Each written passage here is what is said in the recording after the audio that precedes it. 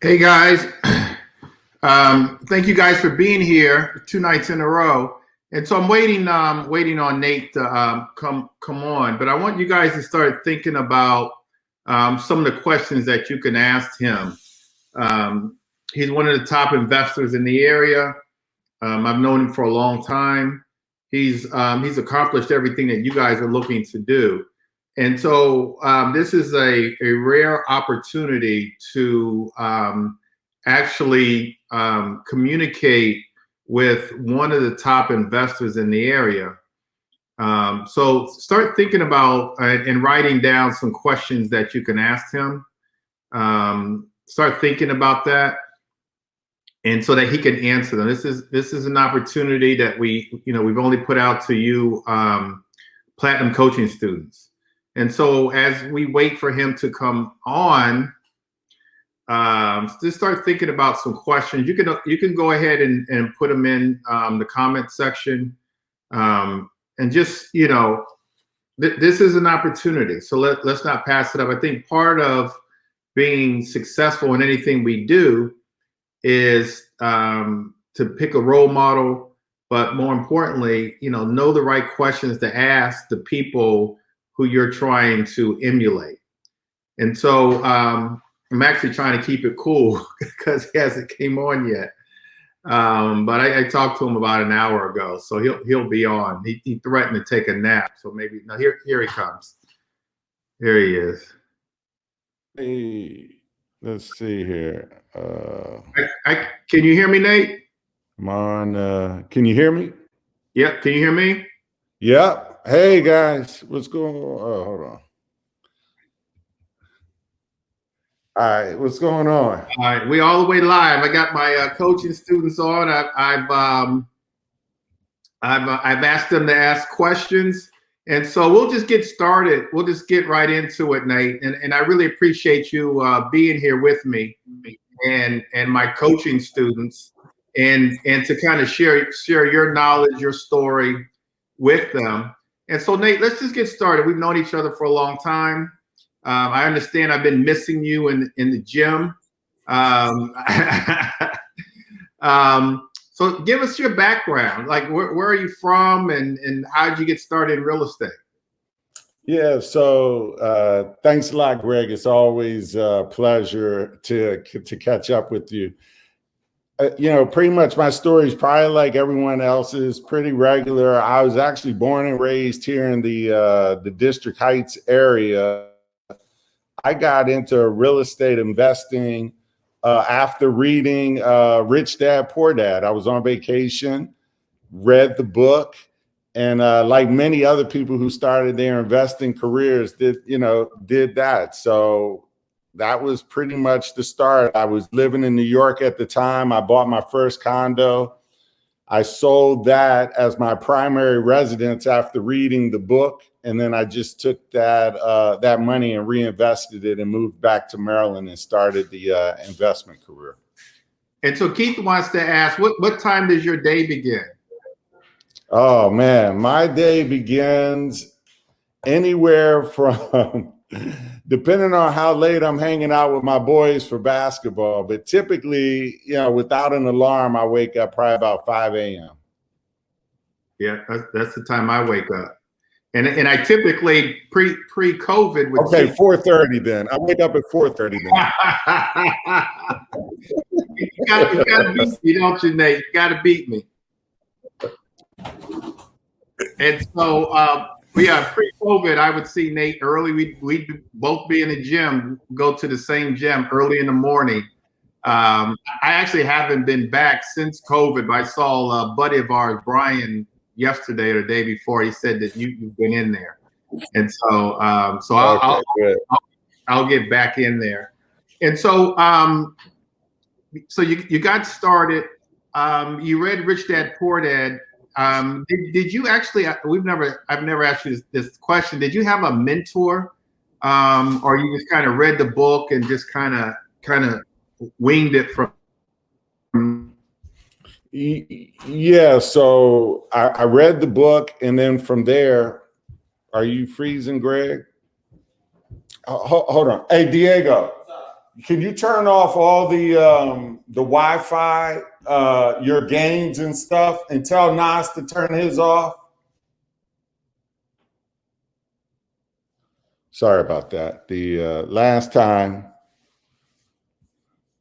is the Wi-Fi still up, Greg, or are you freezing? No, I'm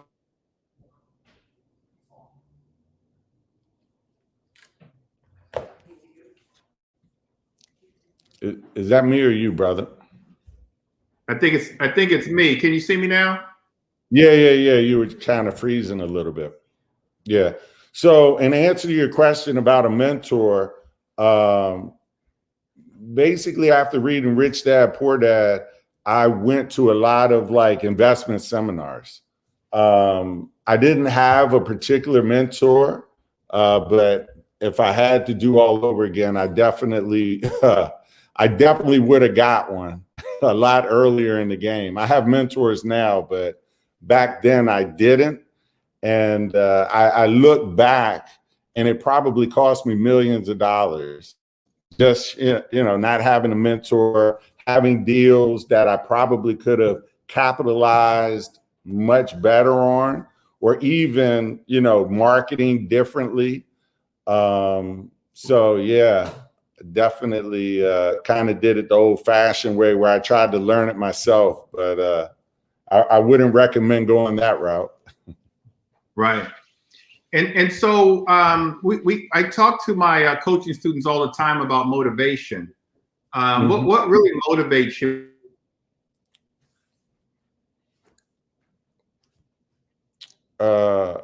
So hopefully you can still hear me, Greg, because it looks like you're a little frozen, but I'll talk. So in terms of motivation, I think for me personally, my family has always been, my motivation pretty much. And we talk about this all the time.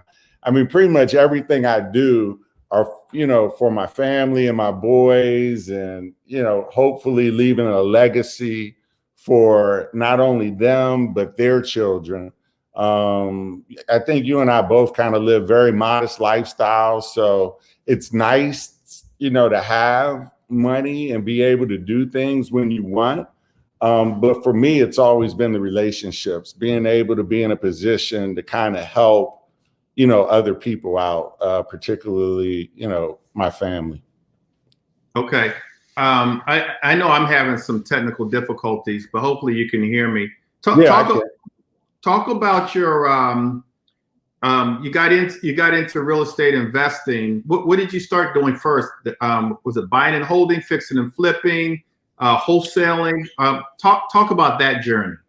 Okay, so when I sold my primary residence, as Rich Dad Poor Dad suggests, where you can sell your primary residence, every 2 years, and that money would be tax free.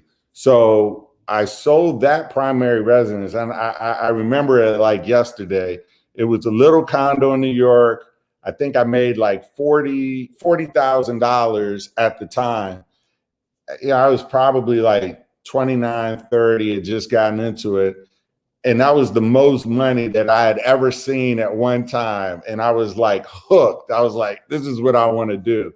So I was fortunate enough, prices in New York were just like sky high, as relative to here. So I took that money and bought a couple of rental properties here in the Maryland area. One of my first properties was on Prince Place. It was a little condo in Prince Place over in Largo. And so I bought that, had some equity in it. I bought another little townhome over in Capitol Heights. And this was all right before, the crash. And I held them for a couple of years. Didn't really know much about wholesaling. And then I ended up selling those properties. And with that money, the equity, I started actually making some mistakes. And I, started, going, I was buying like and this is where not having a mentor, kind of, kind of comes in. I bought some properties in Baltimore. And, for all the students on the line, Baltimore is like, you really have to have mentorship to go into Baltimore. And I always joke, I still have 1 or 2 properties from back then that I'll probably die with unless I can find somebody. But yeah, so I just got into rentals basically. And then ironically enough, one of the properties that I bought in Baltimore was a wholesale deal from a young kid. And I didn't understand what he had did. He didn't own the property, but he sold it to me. And long story short, that's how I figured out what wholesaling was. After the transaction, I asked him, and then he explained that he had flipped the contract. And, he had kind of, taught me. So I was learning everything on the fly. Look, all the stuff now, you go to one of your boot camps, man, and I would have been protected just from one of your boot camps.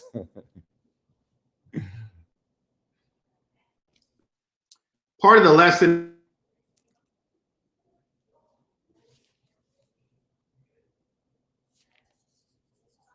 Can you hear me, Nate?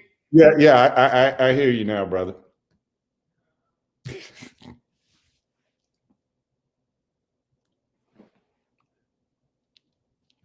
I'm freezing still.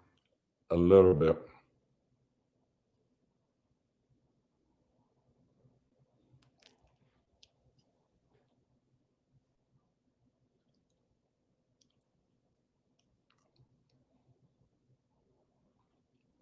So 2 guys walk into a bar. Want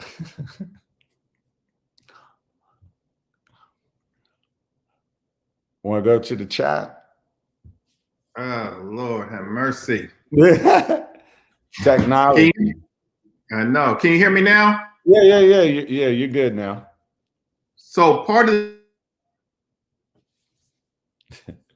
Now you're freezing again. Can you hear me now, Nate? Yeah. Yes. You bought the properties wrong in Baltimore? Just 1 or 2, because I made the mistake of I made a fair amount of money in Baltimore, but early on I made the mistake of comparing prices in Baltimore to those in PG County in New York, thinking that I was getting a steal. And that would probably be my biggest tip to, students, is not to, not to let the low prices. Always low prices don't mean that you're getting a great deal or a great bargain. That was the bottom line. But to the end, even though when I say I made a mistake, meaning at that time, but I actually have cash flowed on those properties. So they actually have been paying for themselves over and over again. So that's the other good thing about real estate. You always have multiple exit strategies, and they might not necessarily be a good flip, but I was able to get, pretty good rental income. And even today, they cash flow pretty well.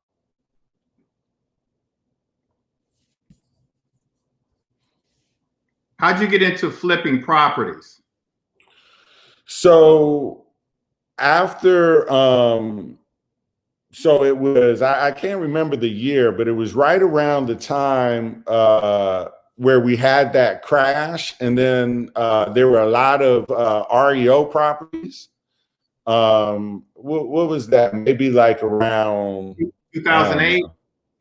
Yeah, right around there. So I started buying rentals to hold, but then I also started flipping. And at that time, you could go on the MLS and you could put a lot of offers on the MLS. And so I actually started a little bit in Baltimore. And then from Baltimore, I transitioned to Prince George's County. You know, once I got out of the, you know, the understanding that it, you know, low price, that's when most investors try to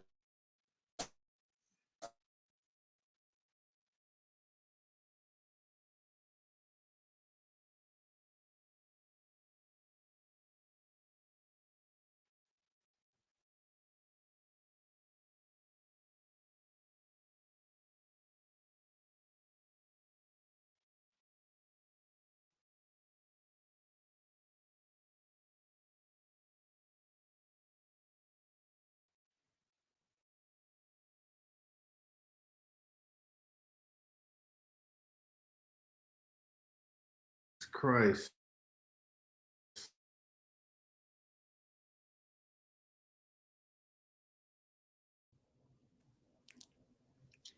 All right, go ahead, Nate. You there?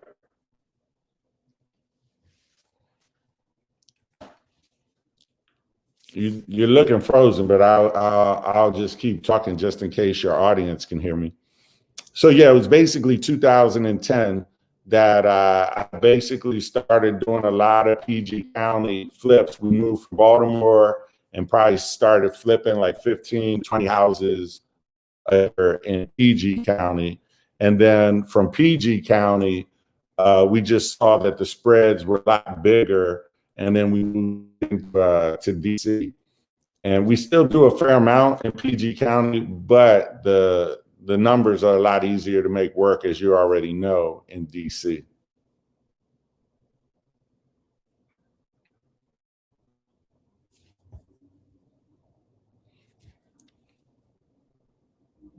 So, Greg.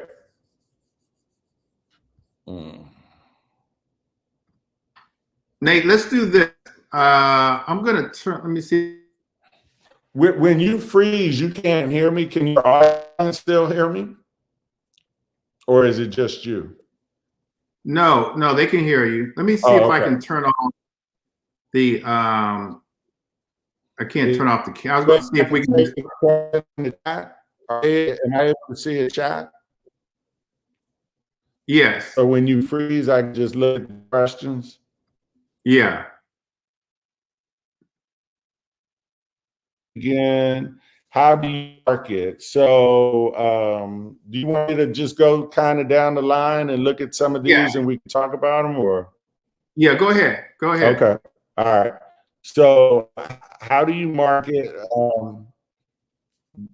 Greg Bennett taught me that actually your network is probably going to be the main deciding factor of your net worth. I would say the majority of my good deals come from just networking with other wholesalers, real estate agents, other investors. After networking, you know, we do some direct mail. Although, you know, I have to say, you know, Greg's been a great mentor, and, you know, he's always taught me whatever marketing channel you decide to do, you basically have to give it, you know, 6 to 9 months to make sure that it's going to work, because you have to typically, and Greg probably knows this better, I think you typically have to touch like a seller almost 5, 6 times before the residuals, you know, start coming in. What do you think, Greg? Yeah, absolutely. Networking, you and I network a lot with each other. Branding, I think branding, social media, those kinds of things is what's most important. I mean, where I find most of my deals is like really networking with other wholesalers, and then the branding. I think that's the most important thing. And that's what I try to convey. I mean, you know, you and I, we've tried everything. We've tried, you know, direct mail, cold calling, bandit signs. I mean, we've tried everything, and everything works. I mean, you've got to stay consistent with it, like everything works. Probate. But like you said, the best deals that we get are just through just through networking. And I think that's Mhm. I really think that that's the lesson. And oftentimes people just don't do that. They don't get out and talk to people. And you make it. I mean, you take wholesalers to lunch, and I remember a Yeah. story about a guy that you really kind of took under your wing and maybe paid some of his bills and stuff just to get him off his feet. But it paid dividends for you. So that's I mean, you've got to do that. And so networking is the key to your success. And can you hear me, Nate? No, I'm good. And can you hear me? Going in and out on that last one, you said you remember you had lost us after the wholesaler taking them to Oh, lunch. you took a wholesaler under your wing, and I think he was having some issues. Maybe you took him under your wing, paid some of his bills, but it paid dividends because he started feeding you leads. Yeah. But I mean, those are some of the things that you just have to do. I apologize, you guys. This I don't know why the Wi-Fi is so bad. Normally we're pretty good. Hopefully he'll log back on. But well, we'll have to replay this, you guys. So I apologize. Normally I'm hardwired when I'm at my office, but normally even from home I'm good. But we'll answer all of your questions before we get off of here. Hopefully he'll log back on, and I'll go ahead and let me see. We'll start to answer these questions. Here he comes. All right. Can you hear me, Nate?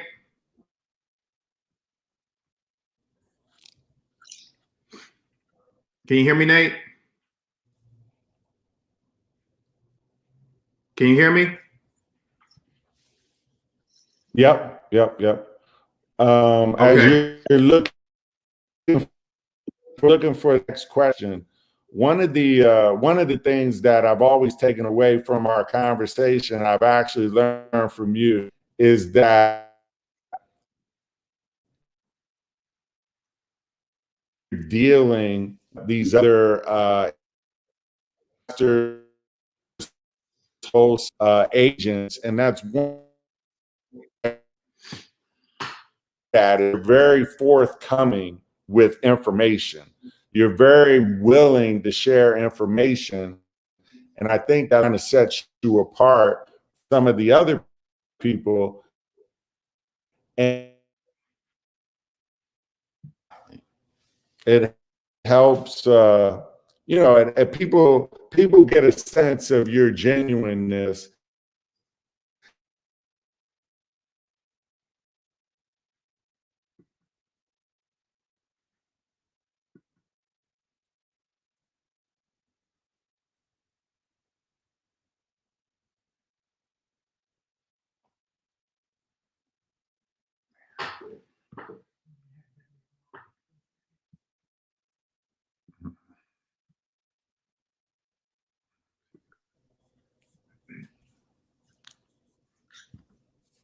Sorry about that, guys. I know. I'm gonna take my camera off. Can you hear me, Nate? Yeah, I can hear you. How do All you right. find your properties in DC? Um, I was just reading some of the questions. So May said, "How do you find your properties in DC?" I think the big properties, the big ways you find properties are wholesalers and agents, number one, number two. But I would say the majority of the properties that we're buying are in some form an estate property or a vacant property. So in DC, you could get a program like PropStream, and you can look up all the vacant properties and see. You can send mailers, or you can cold call. One of the ways when I first started out and you have a limited budget, you just cold call all the vacant properties, like in a particular particular zip code? Are you looking for property, and if so, where? And your info for a wholesaler. Greg could probably put that in the chat at some point, because I'm sure he'll want first crack as well. Go ahead, Nate. Greg is freezing.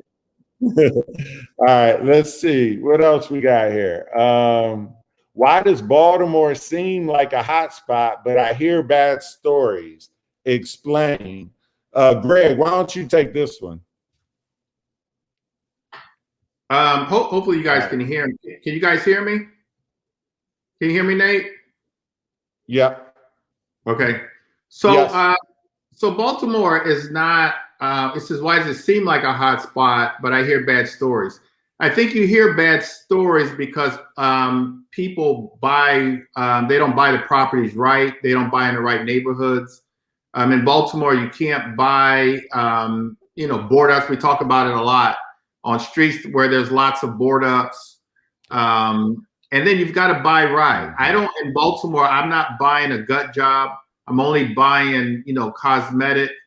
And then you just have to set the right criteria. If you set the right criteria, if you buy it right, then Baltimore can be a gold mine. I think, and Nate and I have talked over the years.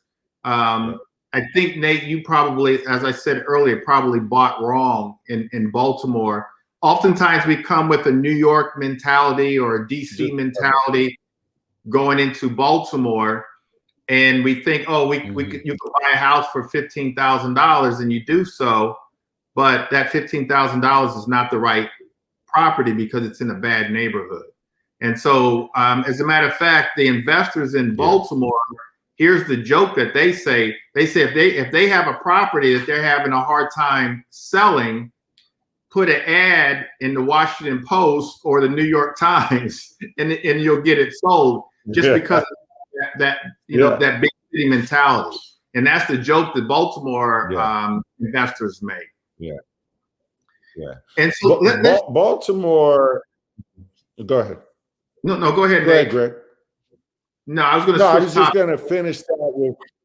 Yeah, we can switch topics. I was just going to say, if you go into Baltimore is more of a cash flow type of business.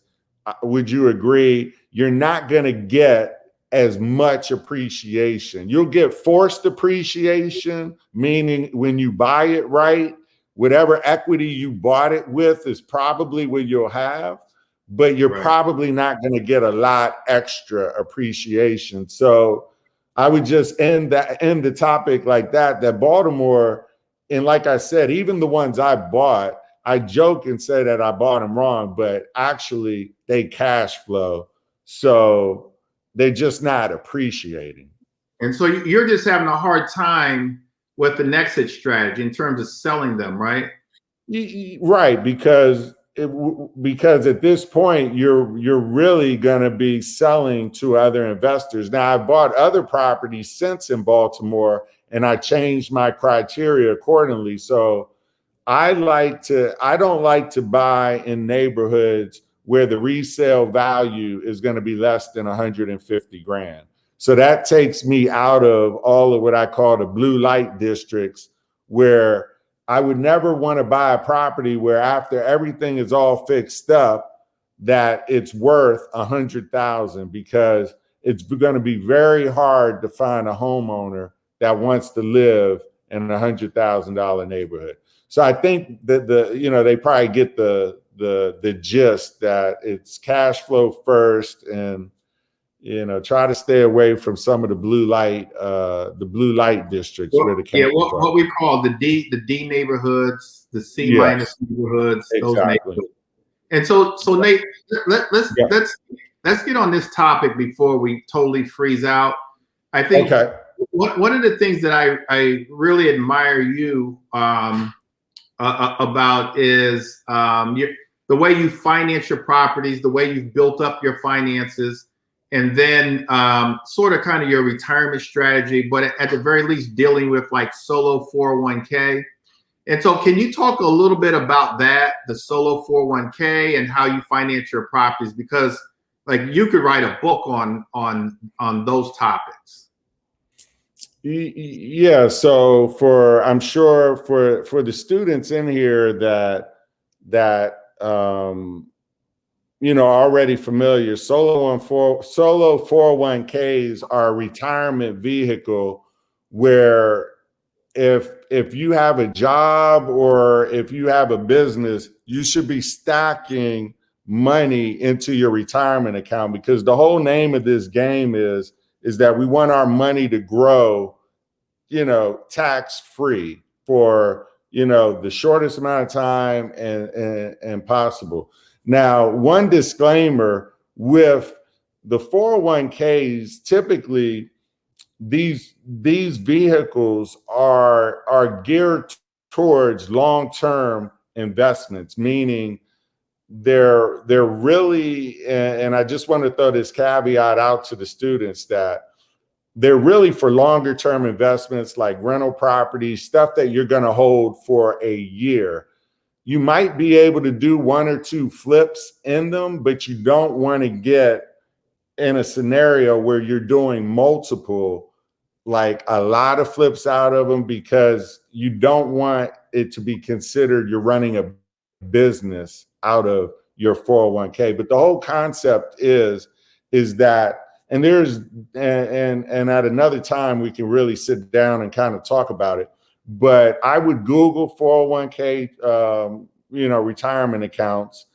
They're tax free all the way up until you retire. The second part is the good thing is that you can lend money to other investors, to family members. You can lend sideways to brothers, sisters, but you can't lend up and down. So you couldn't lend to parents or your children.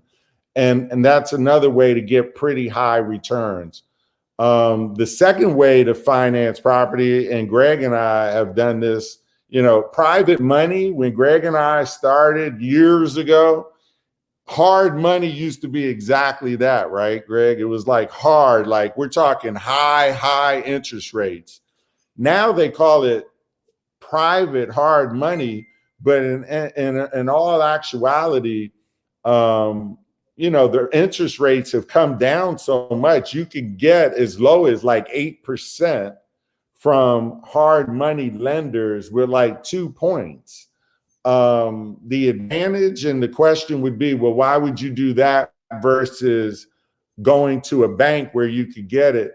You're only going to save a small interest rate, like say 8 versus 5 or 6%, but it's very nominal on a 3-month to 6-month deal. That's number one.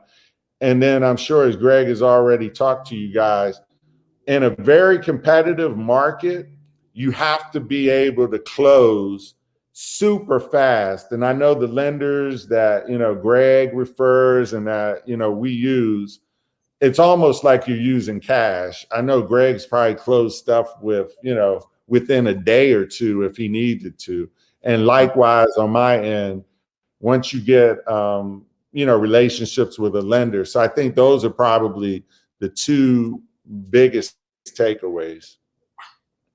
And then what is your strategy in terms of kind of month by month, year by year, as it relates to your business and using your solo 401k? Do you have a certain strategy or goal with that? Yeah. So ideally, I always try to get, as your account is smaller, my goal was always to try to double the account every year.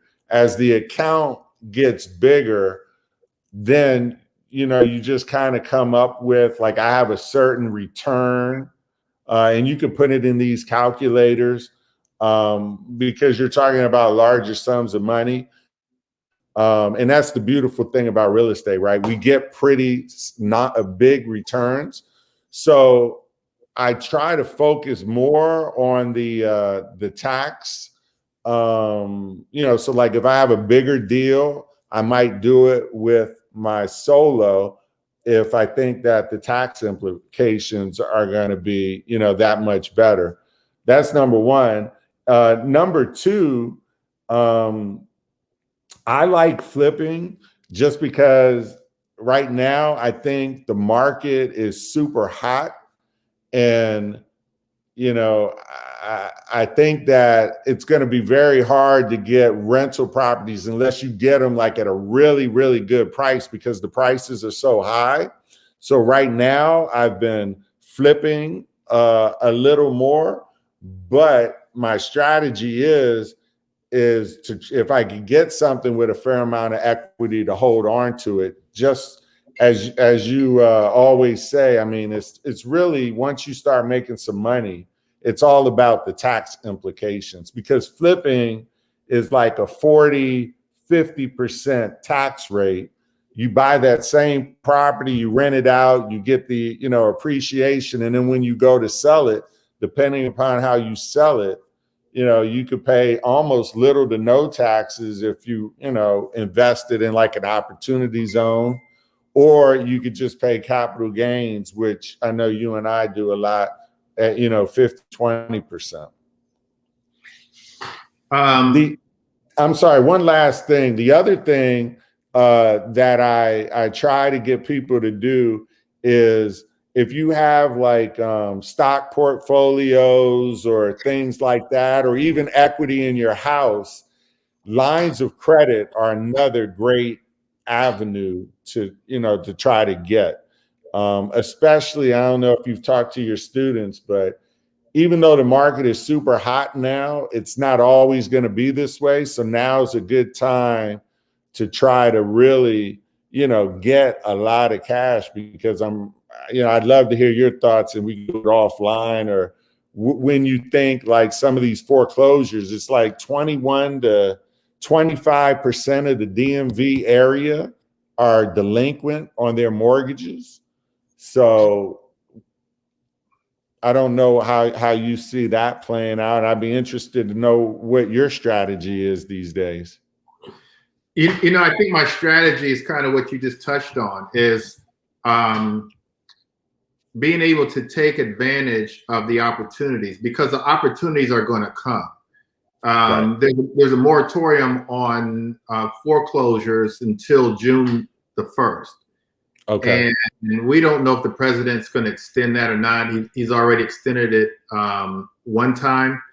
But I talk to my students a lot about getting lines of credit, Sure. fixing their credit, Yes. getting their credit scores up, so that they can take advantage of the opportunities that are going to come their way. And by year's end, there's going to be lots of, unfortunately, but fortunate for us, there's going to be lots of opportunity. And opportunity is going to be to buy and hold. The opportunity is going to be to fix and flip. And so there's going to be a ton of opportunities. There's going to be a lot of short sales, as we saw in 08, 09, 2010, lots of short sales where you're just putting property under contract and just waiting. Right. So there's going to be lots of opportunities. And so I think that we just need to prepare ourselves financially. And so sometimes that means saving money. Sometimes that means, working on your credit if that's, and then other times it just means, for some of you guys on this call, it just means getting a joint venture partner to partner with, because it's going to be like opportunity. And so to scale your business, one of my goals has always been to be able financially to take advantage of every opportunity that comes my way, and only, for example, wholesale if I want to, or if it's a property that I don't want to flip. But if it's a property that I want to be able to take advantage of that opportunity, and that takes time. But that's like one of my goals. And so that's why I admire you on that front, because you've really worked on lines of credit. You really worked on your credit, lines of credit, saving money, living well below your means. I talked last night about making sacrifices. so that you could be the one in the family to really start that legacy. And so you've made a lot of sacrifice. Like you could be driving Bentleys and things like that. That's just not who you are. It's not who I am. You got to make that sacrifice. But I think because of the sacrifice, your family, all your brothers, you didn't talk about all the brothers and sisters you have. Yeah. No, I think I think what you're telling your students is fantastic. And especially now preparing for the future. And like you said, building your network. I mean, that's going to be huge. And that's probably the biggest thing that I admire about you is that, I mean, your network is just like, I don't think, see, and I don't know how many of these students are actively doing deals, but I can tell you right now that the benefit that you're going to get from this guy's network alone, like in the years, is going to blow your mind.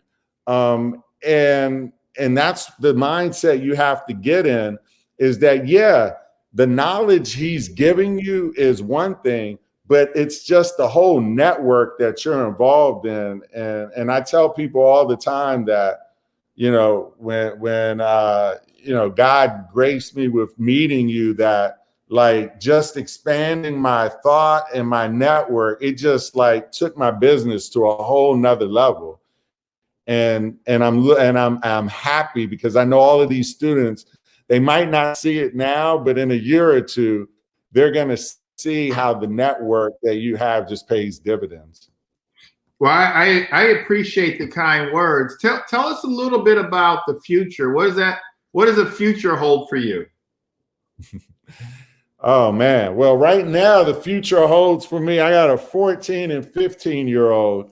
So, I'm just excited. Real estate investing has afforded me, the opportunity to basically, have freedom to do, what I want, when I want.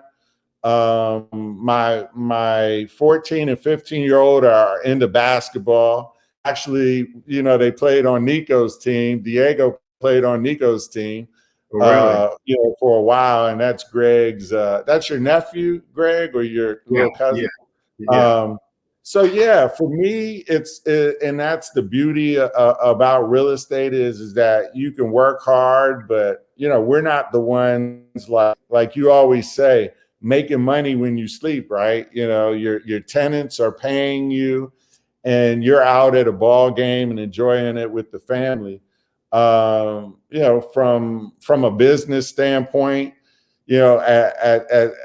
I've started laying the foundation to, I always had a dream to get into like the mindset coaching and training. And I think that I'll continue, to work on that. Right now, my kids have just been like a major priority, but as we talked, I'm looking forward to, as they get older and perhaps when they go to college, building something that they can join, similar to what you did for your daughter, where you can kind of build something that they can join and, God willing, never have to work for anybody else. Right. Give us a little taste of the mindset. And why did you get into mindset? I know you and I talked about a month or two ago. Why mindset? I mean, you're, an expert on real estate investing. Why was mindset so important for you? Yeah. So, I mean, look, mindset, I mean, we all have, it's one of those things where it's much talked about, but very little bit is really understood in mindset.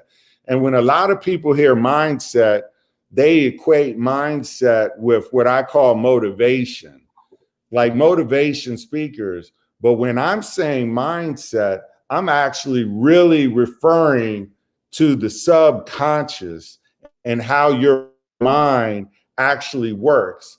And what I found is that a lot of times we work on physical habits, but a lot of times the physical habits never take place because we haven't gotten it into our subconscious. So I'll give you an example.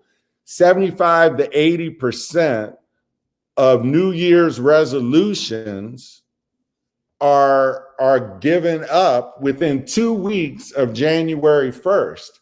And the reason is that we're constantly trying to change our physical behavior. But really, the successful people, and you and I talk about this all the time, the successful people spend 80% of their time dealing with, with their mindset. And so I'll just leave, the group with this, is that, there's two ways your mind works, and it's in words and pictures. And if you can learn how to, manage the words that are coming into your space, whether they be yours or somebody else's, right? Because as kids, we grow up and, we might not do well in school because somebody is saying, oh, this kid can't read, he can't slow, and it gets in our minds. But the successful people are the ones that understand that the only words that matter are the ones that we internalize and believe. So that's number one. And then number two is the pictures that we put into our heads. And, if you're going to live the life of your dreams, the first thing you have to do is what? You have to dream. And as adults, we tell our kids all the time, dream. But then as adults, we stop dreaming. And it's interesting, and that's why I love talking to you, because successful people, they're always dreaming about the next, the next goal in life. And I'll leave your group with this. If, dreams are like gas for your body. And if your dreams are super small, you're never going to have enough energy. So you need huge dreams. And that's what fuels your body. And that's what gets you out of bed at 5 a.m. in the morning without an alarm clock, is when you have huge dreams and you can't sleep at night and you don't need to set the alarm and you just wake up at 5 a.m. because you're ready to go. But if you don't have like dreams, the alarm comes off at 5 a.m., you hit the snooze, you hit this, next thing you know, it's 7 a.m. So my recommendation is dream big, go after it, conquer fear, and, just enjoy the process. Well said, my brother. Well said. Well said. Let's answer a couple questions and we'll get you out of here. Kiana wants to know, do you GC your projects or do you hire a general contractor? So we GC. I have a brother, John Paul. Some of you might know him, but John Paul started with me working on my rental properties when he was like 13 years old. He ended up going to Bowie State and getting a marketing degree. But once he graduated from Bowie State, he just started working for me like full time. So he manages all of our properties. So, we have like 5 or 6 internal crews. And then let's see, Lorraine, is there a specific list person company you use for hard money lenders? So you use for hard money lenders? Well, I like Dominion Financial. They're based out of Baltimore. I think, I've used them for years. I know that you use like commercial. The thing I like about Dominion, once you get pre-approved, and many of these lenders are like this, but at least with Dominion, once you get pre-approved, it's like you just got to give them a contract and a budget, and then you pretty much pick your closing date. And I think Greg has great relations with them and other lenders as well, so I'm sure he'll be sharing those. Keith wants to know, from a mindset standpoint, how do you approach your day, your week, your month? So the whole key is that with mindset, you always hear somebody that say, you always hear the saying, you got to have faith in yourself. Well, what does that really mean, that you have to have faith and believe? So here's a tip. Your mind only understands the present tense. It doesn't understand the past, and it doesn't understand the future. So that's why you can think of a sad event 20 years ago, and your body will start crying today. The event happened 20 years ago, but your mind believes those emotions are here today. So rule number one, all of your goals, you have to speak them in the present tense. So for instance, if like one of my goals, when I went from making 5 figures to say 7 figures, your mind is used to you making 5 figures, and that's going to be your ceiling. You have to trick your mind and tell your mind you're already making 7 figures. And then what happens is, remember, it starts with your mind and then your body comes, okay? So you tell yourself in the present tense, I'm a successful real estate investor. I make $1 million a year. And you're saying it in the present tense.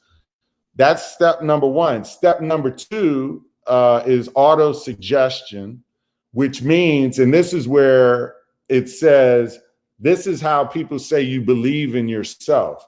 You say it over and over and over again, and then your mind believes it. And so if you look at any of the greats, Muhammad Ali, he would always say what? I am the greatest. He didn't say, I'm going to be the greatest. I was. Everything is present tense. Michael Jordan, I am the best.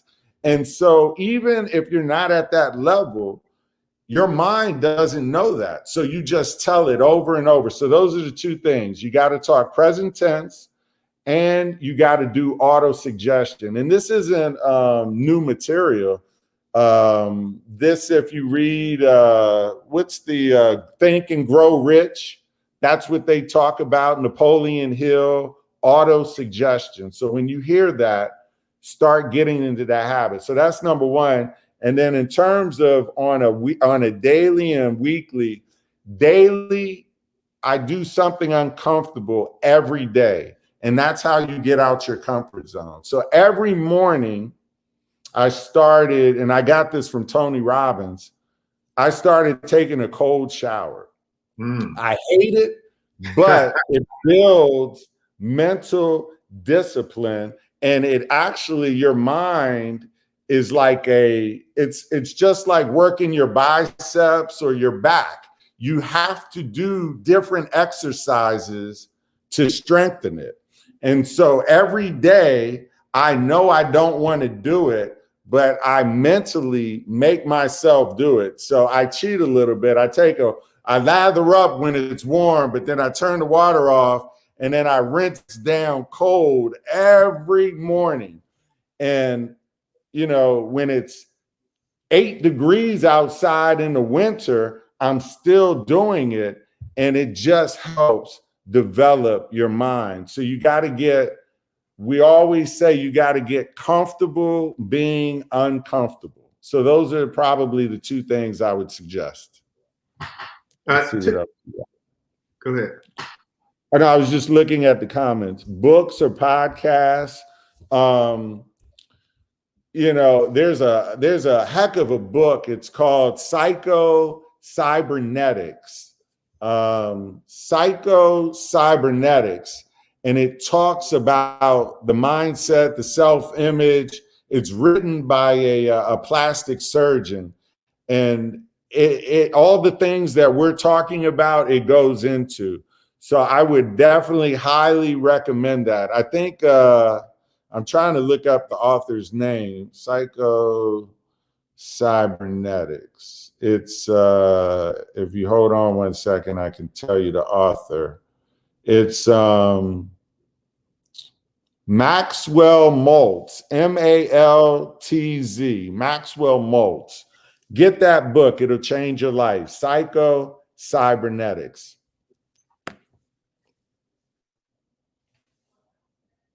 Okay. Do you have an assistant? If so, at what point did you hire them? So really, I do have an assistant, and it's more just to manage like the mail and stuff. But for me, the beauty is that doing rehabs and rental properties, it's really not a lot of work.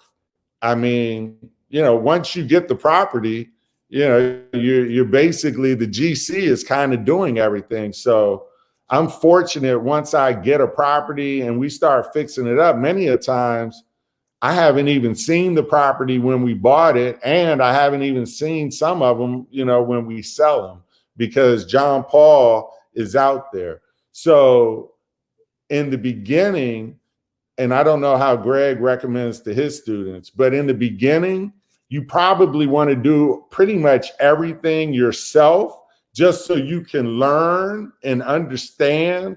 And then as you progress and start making money, the activities that aren't making you money are the ones that you want to outsource, and the activities that make you money are the ones that you probably want to hold on to. But honestly, Greg, he's probably a better guy to talk to, because this guy runs like 4 or 5 companies, and he's got it to a science. So that'll probably be a whole nother talk for him.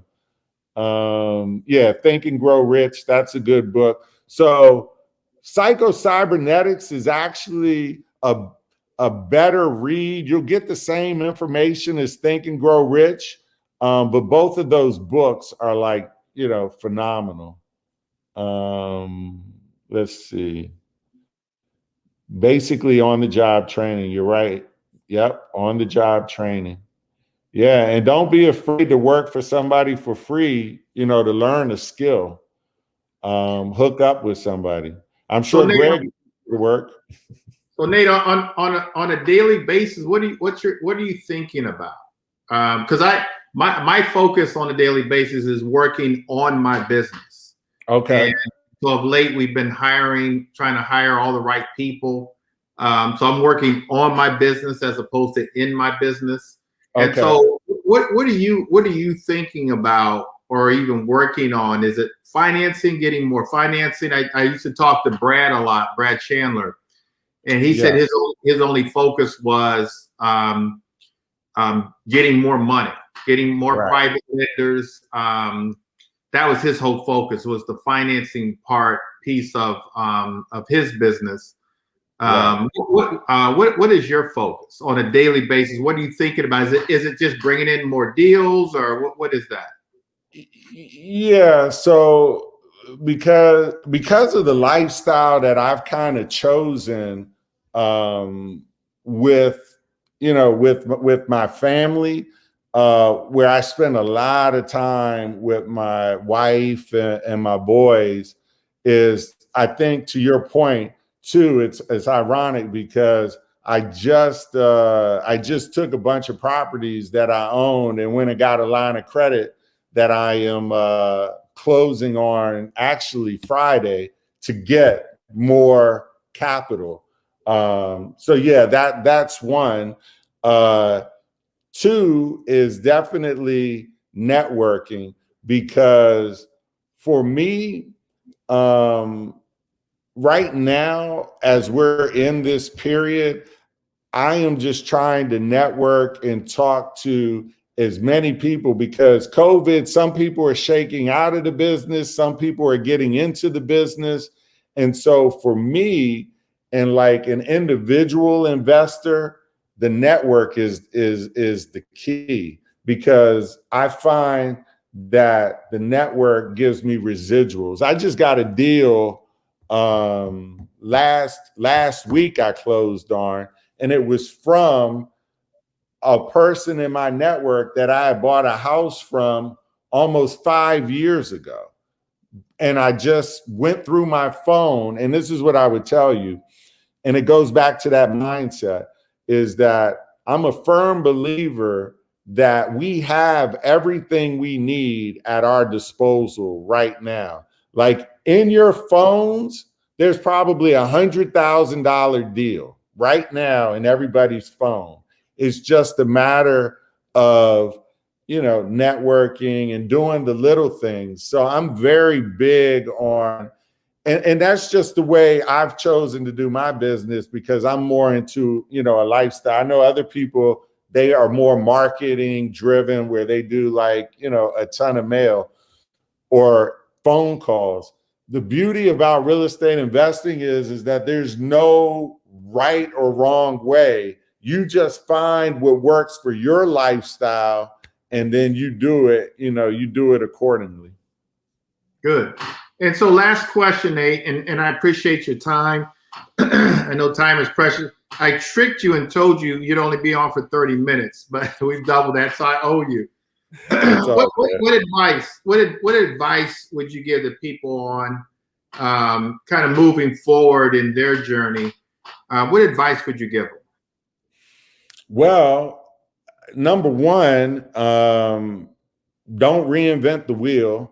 I think these guys are going to be already are so many steps ahead of me, because they were smart enough to get a mentor, a lot early in the game. But having said that, you still have to take full advantage of it, right?